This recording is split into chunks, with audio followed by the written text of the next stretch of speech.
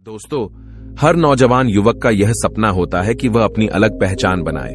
पहचान उसकी योग्यता पर बनी हो, वह कुछ ऐसा कर दिखाए जिस पर उसे गर्व हो। कुछ ऐसा ही सोचना था एक व्यापारी के बेटे का। ये कहानी है जापान के एक व्यापारी की जो उस शहर का सबसे अमीर व्यक्ति था। उसके पास सब कुछ था।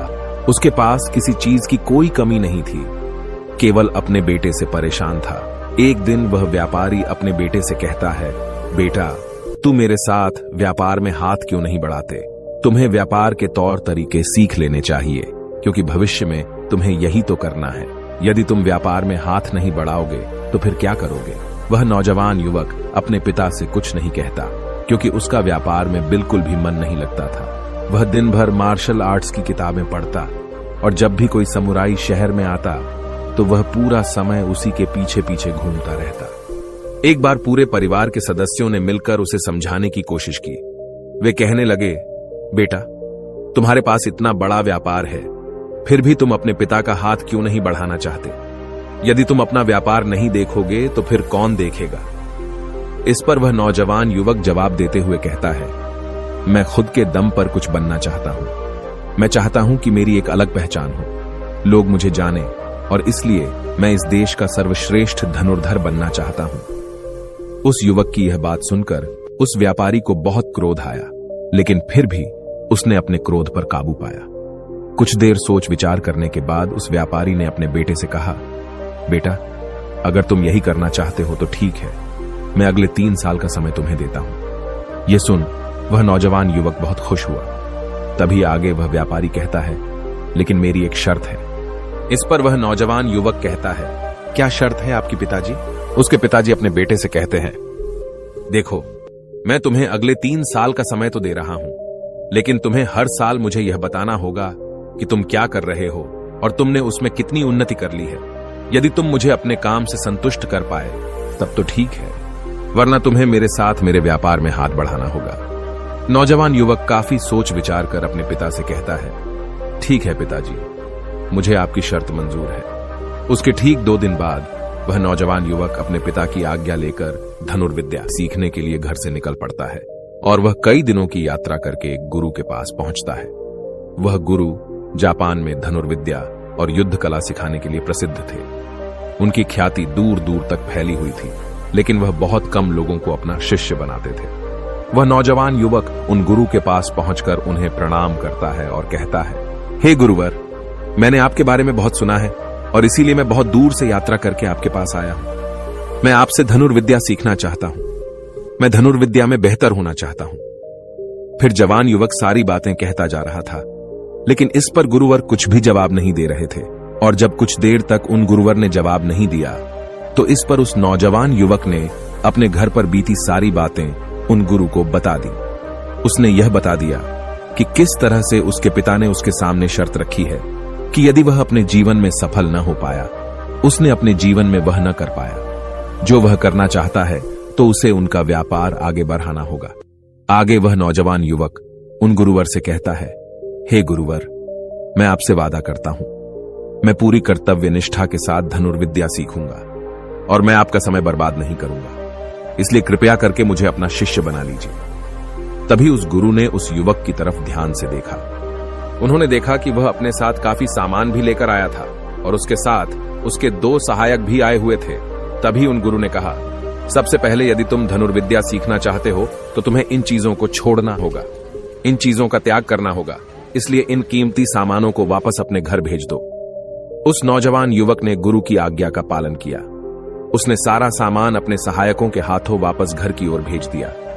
आगे गुरुवर उस नौजवान युवक से कहते हैं, देखो, यदि तुम धनुर्विद्या सीखना चाहते हो तो तुम्हें 2 शर्तें माननी होगी। इस पर वह नौजवान युवक कहता है, गुरुवर, आप जैसा भी कहें, मैं सब करने के लिए तैयार हूं, लेकिन मुझे अपना शिष्य बना लीजिए।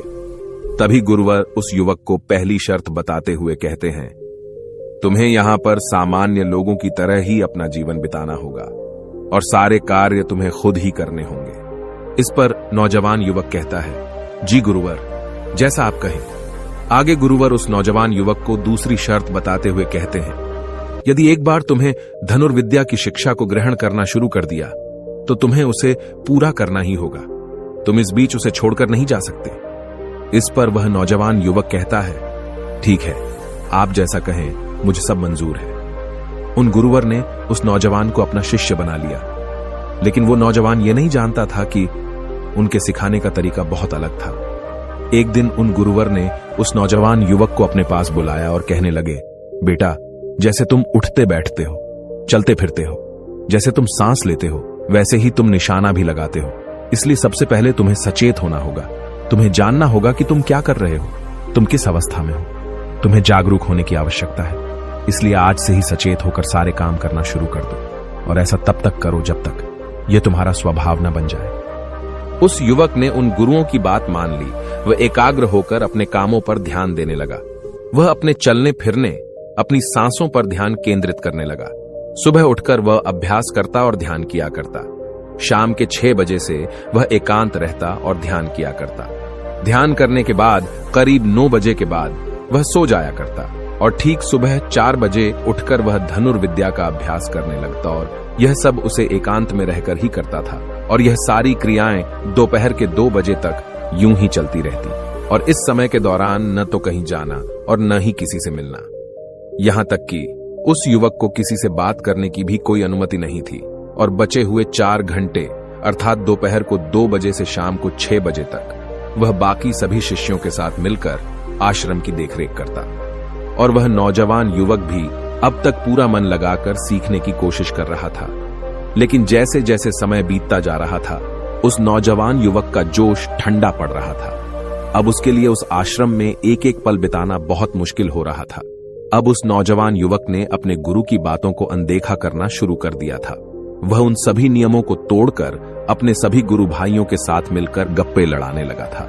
वह उन्हें अपने व्यापार की बातें बताता, उसके पास क्या कुछ है। और उस नौजवान युवक को इतना अमीर पाकर कई लोग उसके मित्र भी बन चुके थे, क्योंकि वह सोचते थे कि यह तो अमीर व्यापारी का बेटा है, कभी न कभी तो भविष्य में कोई न कोई फायदा हमें अवश्य मिलेगा। देखते ही देखते उस नौजवान युवक और बाकी लोगों की दोस्ती और भी गहरी होती जा रही थी। अब से वह नौजवान युवक रात को सोने की बजाय अपने मित्रों के साथ मिलकर आश्रम से कहीं दूर भाग जाया करता था। जंगलों में जाकर गप्पे लड़ा था, मौज मस्ती किया करता था, और इस कारणवश वह सुबह उठ नहीं पाता था, और इसी वजह से वह कभी ध्यान भी नहीं कर पाता था। एक दिन उन गुरुवर ने उस नौजवान युवक को अपने पास बुलाया और उससे कहने लगे, बेटा, मैं जानता हूं कि तुम रात को आश्रम में नहीं रहते हो और न ही तुम एकांत में रहकर अभ्यास कर रहे हो। मैंने तुमसे पहले ही कहा था, यदि तुम्हें एक बार धनुर्विद्या की शिक्षा को आरंभ कर लिया तो तुम्हें इसे पूरा करना ही होगा। और तो और, तुमने मुझसे वादा किया था कि तुम पूरी कर्तव्य निष्ठा के साथ धनुर्विद्या की शिक्षा को ग्रहण करोगे और मेरा समय बर्बाद नहीं करोगे। और यदि तुम ऐसा ही करते रहे तो 1 साल बाद जब तुम्हारे पिता तुमसे पूछेंगे कि तुमने इस 1 साल में क्या किया, तुमने उसमें कितनी उन्नति की, तो तुम उन्हें क्या जवाब दोगे? उस वक्त उन्हें क्या मुंह दिखाओगे? इस पर वह नौजवान युवक कहता है, हे गुरुवर, आप सत्य कहते हैं। जब मैंने शुरू किया था तो मेरे अंदर उत्साह था, मेरे अंदर धनुर्विद्या सीखने की जिज्ञासा थी, लेकिन तब मैं यह नहीं जानता था कि मुझे अकेले रहकर अभ्यास करना होगा। एकांत रहकर मैं थक चुका हूं और यह मुझे बहुत कठिन लगता है। मेरा एक एक पल जैसे मुझे काटने को दौड़ता है। जब भी मैं ध्यान करने बैठता हूं तो मेरा मन यहां वहां भागता रहता है और मैं ध्यान नहीं कर पाता, और इसी कारण मेरी चिंता और भी बढ़ जाती है। मुझे समझ नहीं आता कि यदि मैं ध्यान नहीं कर पाऊंगा तो मैं अपने अभ्यास को पूरा कैसे कर पाऊंगा। और साथ ही जब मैं एकांत में रहता हूं तब भी मेरे मन में तरह तरह के विचार चलते रहते हैं। मैं इनसे पीछा छुड़ाना चाहता हूं, लेकिन मैं इनसे पीछा छुड़ा नहीं पाता। इस पर गुरुवर मुस्कुराने लगे और उस युवक से कहते हैं, बेटा, जिस अकेलेपन से तुम भागने का प्रयास कर रहे हो, इस अकेलेपन में बहुत ताकत होती है। इसे तुम्हें समझना चाहिए। किंतु फिर भी यदि तुम इस अभ्यास को बीच में छोड़कर जाना चाहते हो तो मैं तुम्हें नहीं रोकूंगा। तुम जा सकते हो, लेकिन जाने से पहले मेरी बस एक बात मान लो। इस पर नौजवान युवक कहता है, ठीक है, बताइए, आप क्या चाहते हैं? तभी गुरुवर कहते हैं, बेटा, यहां से 1 दिन की दूरी पर एक बहुत ही बड़ा पहाड़ है। तुम्हें वहां पर पूरा दिन बिताना है और सुबह तुम्हें वहां पर एक बाज नजर आएगा। उस बाज की हरकतों पर तुम्हें ध्यान देना है। ध्यान रखना, उसका तुम्हें शिकार नहीं करना। बल्कि उसकी हरकतों पर तुम्हें ध्यान देना है। वह क्या कर रहा है, क्यों कर रहा है, उसे ध्यान से देखना है। उसकी हर एक हरकत को तुम्हें समझना है। और जब तुम अगले दिन वापस लौट कर आओगे तो मैं तुमसे केवल एक सवाल करूंगा। यदि तुमने उस सवाल का सही जवाब मुझे दे दिया तो मैं तुम्हें जाने से बिल्कुल भी नहीं रोकूंगा। उस नौजवान ने काफी कुछ सोच विचार किया और उसके बाद वह गुरु की बात मान जाता है। वह उन्हें प्रणाम करके उस पहाड़ की चोटी की ओर चल पड़ता है। देखते ही देखते वह एक दिन का सफर तय करके उस पहाड़ की चोटी पर पहुंच गया और उसने पूरी रात वहीं पर बिताई और अगली सुबह होने से पहले ही वह उस बांस को ढूंढने लगा। वह जब यहां वहां देख रहा था तभी उसकी नजर उस पहाड़ की चोटी पर पड़ी। उसने देखा कि एक सुनहरा बांस चट्टान की चोटी पर बैठा हुआ है और पहाड़ के नीचे घाटियों की ओर ध्यानपूर्वक देख रहा है। वह नौजवान युवक उस बांस को देखकर झुक गया और छुपकर उसकी सारी हरकतों पर नजर रखने लगा। उस नौजवान युवक ने देखा कि कुछ चरवाहे अपनी भेड़ बकरियों को उस घाटी में चराने के लेकर आए हैं और तभी उस युवक की नजर उस पर पड़ी जो एकदम शांत बैठा हुआ था। लेकिन तभी अचानक उसने उड़ान भरी और नीचे की ओर गोता लगाते हुए वह उन चरवाहों के पास पहुंचा। जब तक चरवाहों की नजर उस बांस पर पड़ती तब तक उसने उन भेड़ बकरियों में से एक बकरी के बच्चे को अपने पंजों में दबोचा और उसे ले उड़ा। जब तक चरवाहे कुछ समझ पाते तब तक शिकार हो चुका था। वह नौजवान युवक यह देखकर बहुत हैरान रह गया। यह समझ चुका था कि आखिर गुरु ने उसे इस चोटी पर क्यों भेजा है। वहां से वापस अपने गुरु के पास लौटा और उसने वहां पर बीती हुई सारी कहानी उन गुरुवर को बता दी। तभी गुरुवर उस युवक से कहते हैं, अच्छा तो तुम मुझे यह बताओ कि तुमने वहां पर क्या सीखा। तभी वह नौजवान युवक कहता है, गुरुवर वह बाज बहुत ही चालाक है। काफी देर तक तो यूं ही वह शांत रहा, लेकिन जैसे ही उसे अपना शिकार नजर आया उसने शिकार तय किया और एक उड़ान भरी और उड़ान के साथ वह अपने शिकार को ले उड़ा। इससे हमें यह समझने को मिलता है कि वह बाज बहुत ही चतुर और बहुत ताकतवर भी है और साथ ही साथ वह बहुत तेज भी है। इस पर गुरुवर हंसते हुए कहते हैं, बेटा उस बात को तुमने आज देखा है, लेकिन यदि उसे तुमने करीब 2 महीने पहले देखा होता तो तुम उस पर यकीन नहीं कर पाते। ऐसे बाज केवल पहाड़ी इलाकों में ही पाए जाते हैं और इन बाजों की उम्र करीबन 80 वर्ष की होती है। लेकिन जब इनकी आधी उम्र अर्थात जब इनकी 40 साल की उम्र पूरी हो जाती है तो यह शिकार नहीं कर पाते। उसे एक महत्वपूर्ण निर्णय लेना पड़ता है, क्योंकि इस अवस्था में उसके शरीर के तीनों महत्वपूर्ण अंग बेअसर होने लगते हैं। पहला, पंजे, जो कि लंबे और लचीले हो जाते हैं और शिकार पर पकड़ बनाने में कमजोर होने लगते हैं। दूसरा, चोंच, जो कि आगे की ओर मुड़ जाती है और भोजन निगलने में मुश्किलें होने लगती हैं। तीसरा, पंख, जो भारी हो जाते हैं और सीने से चिपकने कारण पूरे खुल नहीं पाते हैं। ये उसके उड़ान सीमित कर देते हैं। भोजन ढूंढना, भोजन पकड़ना और भोजन खाना तीनों काम करना मुश्किल हो जाते हैं। उसके पास 2 ही रास्ते बचते हैं, या तो शरीर छोड़ दें या फिर खुद में बदलाव करे। इनका शरीर मृत्यु की ओर बढ़ने लगता है, लेकिन इनकी विशेषता तो यही है कि ये बाज अपनी मृत्यु को स्वीकार नहीं करते।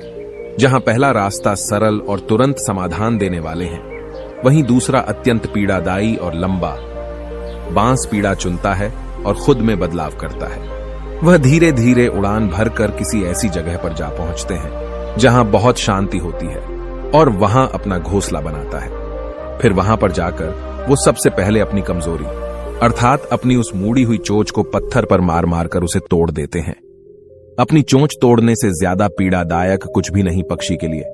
अब वह इंतजार करता है चोंच के फिर से उगाने का। उसके बाद वह अपने पंजे भी उसी प्रकार तोड़ देता है और इंतजार करता है पंजों के दोबारा उगाने का।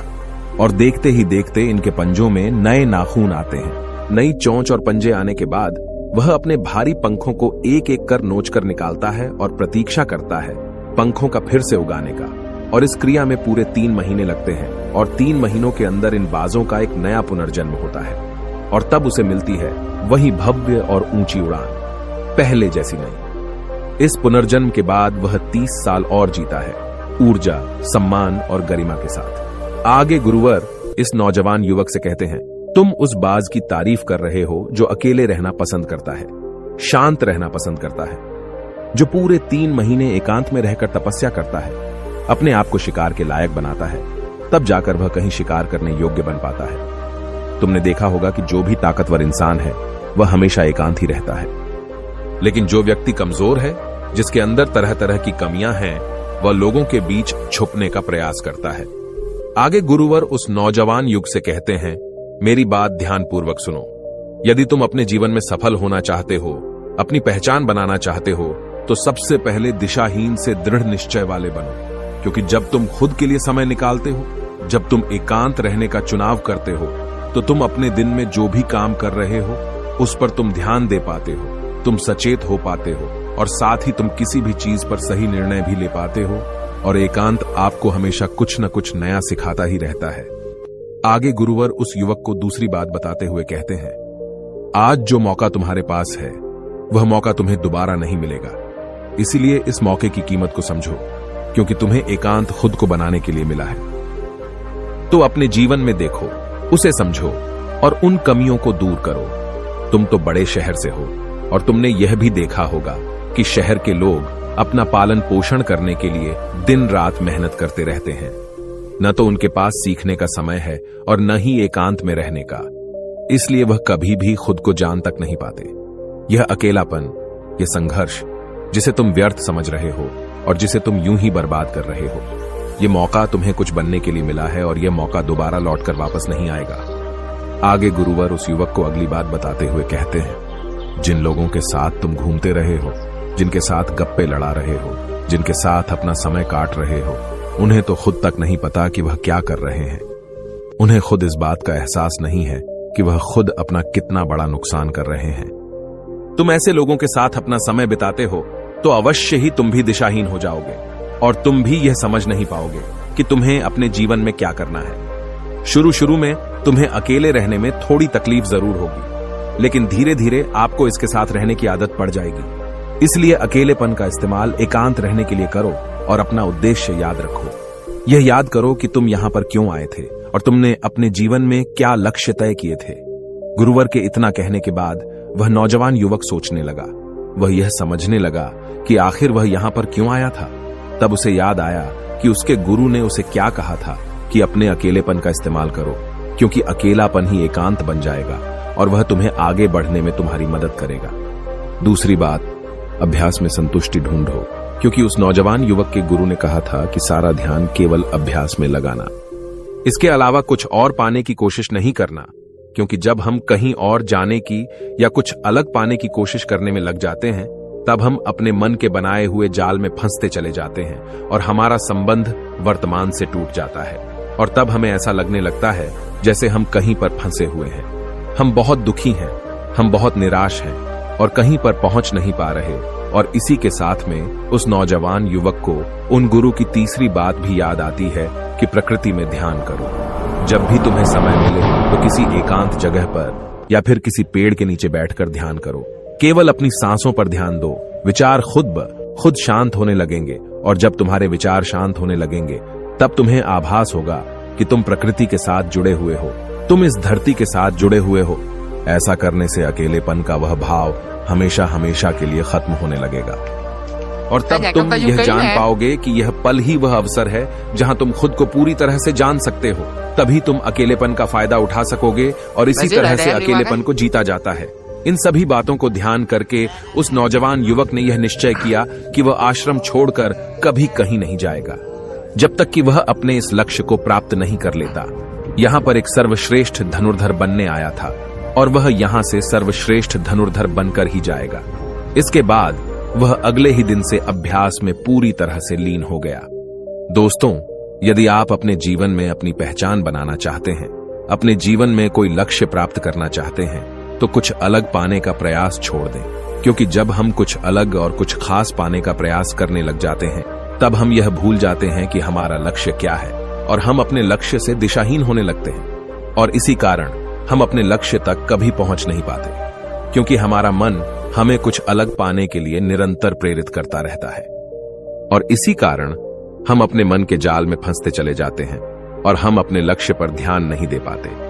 इसलिए अपने जीवन में यदि आपको कोई लक्ष्य हासिल करना है तो अधिक पाने का प्रयास छोड़कर केवल अपने अभ्यास पर ध्यान केंद्रित करें और देखना कि आप जरूर ही अपने लक्ष्य को प्राप्त कर पाएंगे। दोस्तों, आपने आज के इस वीडियो से क्या सीखा वह मुझे आप कमेंट में बता सकते हैं। इसी के साथ में उम्मीद है कि आपको आज की वीडियो पसंद आई होगी। तो इस वीडियो को उस इंसान को शेयर करें और उसी के ठीक बाद चैनल को सब्सक्राइब करें। तो चलिए फिर मिलते हैं ऐसी एक और नई वीडियो में। तब तक के लिए अपना ख्याल रखें। धन्यवाद और नमो बुद्ध।